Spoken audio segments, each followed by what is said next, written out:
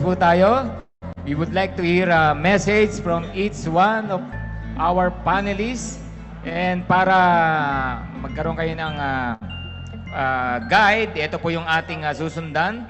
What piece of advice would you give to business partners ninyo rito, na nandito, who just started their Live Good business journey, no? Sa mga baguhan, ano yung piece of advice? Kasi marami tayong naririnig, no?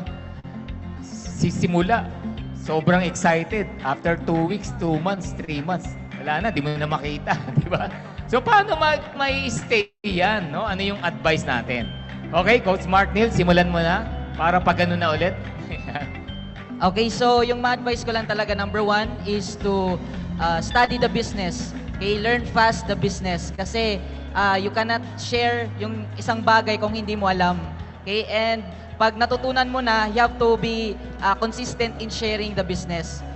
Okay, so do the activity na kinakailangan. Okay, prospecting, inviting, presentation, closing, and follow up. Kasi wala namang sekreto, lahat provided na sa atin. So, yun lang po. Alright, so learn the business fast and consistently gawin mo yung negosyo mo. Okay, hindi yung kung kailan mo lang gustong gawin. Alright, thank you, Coach Mark Neil. Coach Dan, Mentor Dan. Wag yung kung kailan mo lang maalala ba? Okay, as my parting word, I am representing the senior citizen in this industry and also yung mga magsi-senior na. As senior citizen, karamihan sa atin, iniisip natin na pag nag-senior na tayo, magpaalaga na lang tayo sa anak natin, mga apo. Aasa na lang tayo. Yun ang karaniwan na nangyayari. Kontento na si senior citizen sa 10,000 pesos na pensyon sa SSF. But live good.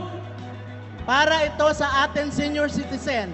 Why we settle for 7,000 if we can make millions? Woohoo! Bakit tayo aasa sa mga anak natin, sa mga apo natin, kung kaya nating tayo ang magbigay sa kanila ng magandang kinabukasan? Woohoo! Grabe naman!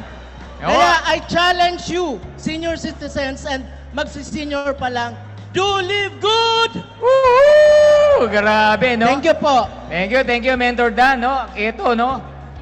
Gusto mo ba yung pagtanda mo, tinataboy ka o pinag-aagawan ka ng mga apo-anak mo? Di ba? Iyan ang pag-isipan natin, alright? Woohoo! So, let's go to our birthday girl, Jessa Ocbenya. Okay, to everyone, lalong-lalo na po sa mga leaders ko, mag-iiwan lang po ako ng isang paborito kong linya when I started working with Live Good. Ganito po yun. Our business is about show and tell. If you have nothing to show, you have nothing to tell. And I thank you. Woohoo! Show and tell! Pang Miss Universe. No, kahit nasaan ka, show and tell. Nasa jeep ka, nasa elevator ka, nasa Facebook ka, nasa Messenger ka, kahit saan. Show and tell. Thank you so much, Coach Jessa. Ganda, no? Are you learning? Okay, Mentor B. Coach B. Hello, Live Good family. Ito po yung piece of advice ko po sa inyo. Sa liit ng puhunan ni Live Good, na pwedeng katapat lang ay isang damit o magarang pagkain, my advice to each and every one of you, huwag mong isipin na 2,900 lang ang puhunan mo. Isipin mo, 2.9 million ang puhunan mo. Na kung saan ang goal mo, mabawi ito.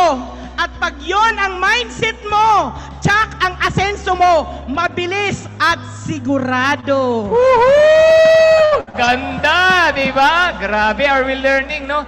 Grabe, yan po kasi problema ng iba. Sa sobrang liit ng puhunan, okay lang na hindi gawin di ba? Pero yun, mindset mo, hindi 2,950, 2.9 million ang ininvest mo. Yan, thank you so much. Grabe naman, ang ganda. Let's go to our platinum. Coach Hans. Grabe po yung mga habilin ng ating mga leaders. Habilin talaga. Ako po, piece of advice. Sa lahat po na nandito, bago man, matagal ng members, fighting for their ranks, fighting for their dreams, isa lang po sasabihin ko, magpakatotoo ka. Kasi madalas sa atin, we are looking for different kinds of motivation. Motivated tayo sa apply natin na may resulta, motivated tayo sa future natin, but in reality, kailangan ang motivation mo talaga nasa loob, yung realidad mo. Hindi pa ba sapat na motivation yung sitwasyon mo ngayon?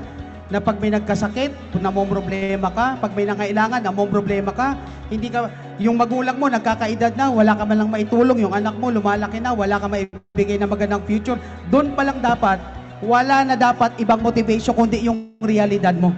Kasi pag unawa mo kung anong realidad mo, dapat alam mo, kung talagang responsable kang tao, gagawin mo lahat, no matter what happened, whatever it takes, gagawin mo. Bakit? Minsan ka lang bibigyan ni Lord ng ganito kagandang opportunity, wag na wag mong pakakawalan. Grabe naman! Alam mo, ako naniniwala lahat ng 1,000 na to in 3 to 4 months, Diamond.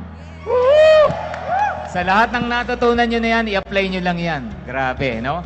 Yan, no? Brain. Kunin nyo yung mga utak. And last, our Diamond, November man. Yun. Sino sa inyo ang gusto mag-diamond? Sumigaw nga. Woo! Grabe, no? So, next, kayo naman. Okay, ito po ang aking maiwan po sa inyo. Learn to be comfortable in uncomfortable situation.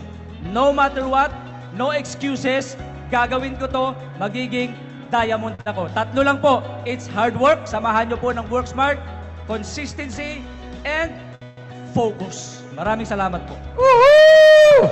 Hard work, consistency, and focus. Grabe. Ang igsi lang ng mga ang oras natin, no? Pero ang dami na. For me, isang libro na 'yon. Baunin niyo po lahat ng narinig nyo.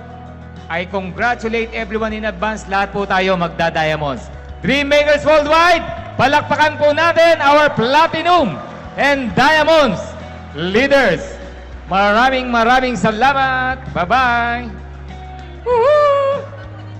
Thank you very much to all our panelists. Thank you very much, Coach Diamond.